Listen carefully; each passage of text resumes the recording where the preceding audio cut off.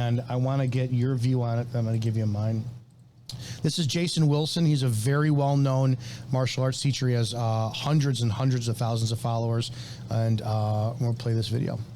Go all the way through. That could be a barrier in life or anything. Punch hard.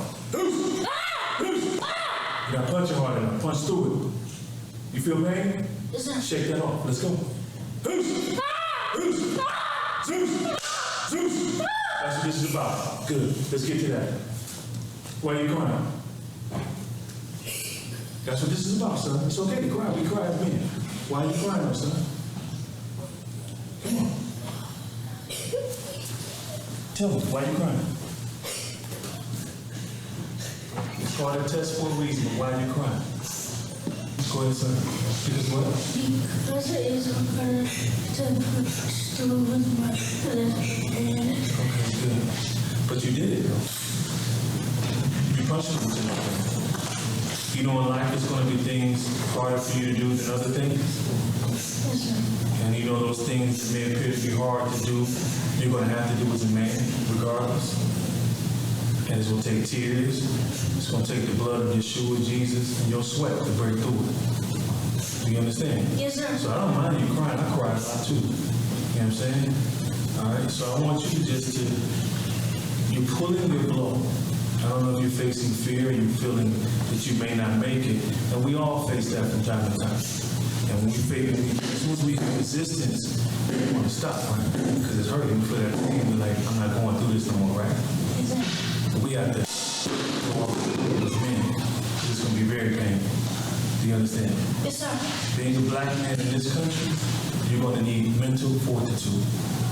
You're going to have to be strong. His racial shit doesn't. That's not the point of the video. Yeah. I want to talk about that for a second. I want to get your take on what you just saw. I think he's offering very valuable life advice to that young boy in a situation where maybe that boy has no father figure in his life, and his dojo master is his father figure. He's going to learn these lessons somewhere at some point in life, and it's going to either be productive or it's going to be destructive.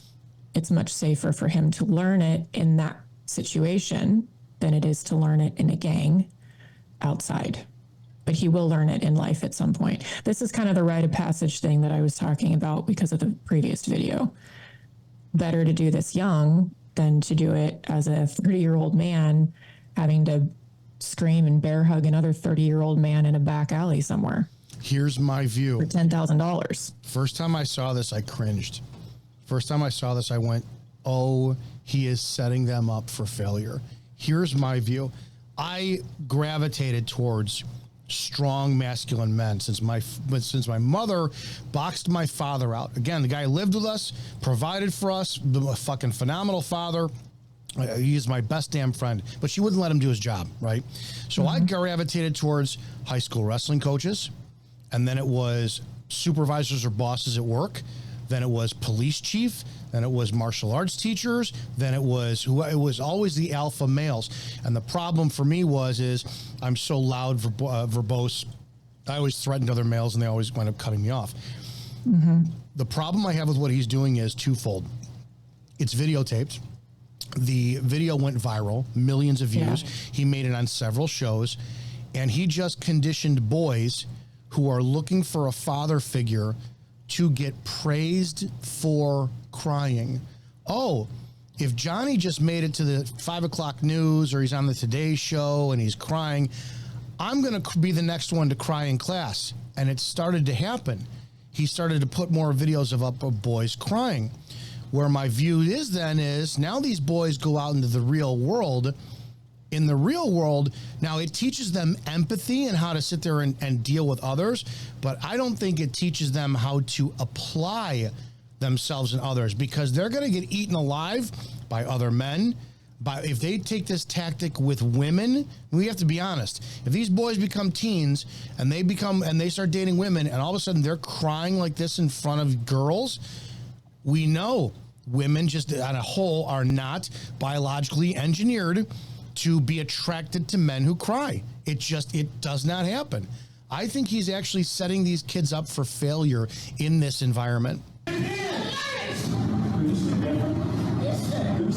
I'm torn because the delivery is teaching them that the reward, if this was not videoed, I'd be 100% fine with this. The problem is now is these kids know that they're being featured on social media and millions of views are going by and they're getting praised for actively tapping in to their fears and vulnerability and expressing them.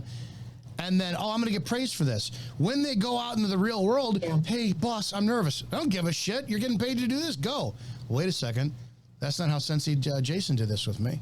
I think there's a failure there that I'm not a fan of. Yeah, I can definitely see that. It's difficult to because it's videotaped. It's difficult to acknowledge that this is a really sacred exchange. If it wasn't videotaped, One of my instructors. was like, Go ahead. and if the sensei was really, I don't know.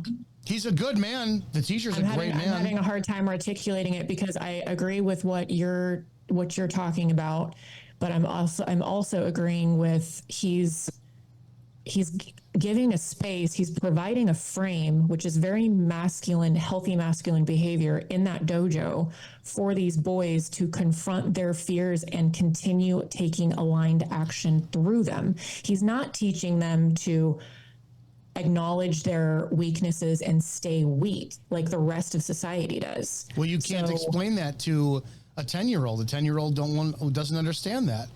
That's why he's just taking action. Like he has certain words, but he's continuing to have them push through the emotions. It's okay to acknowledge you're nervous. It's okay to acknowledge you're afraid.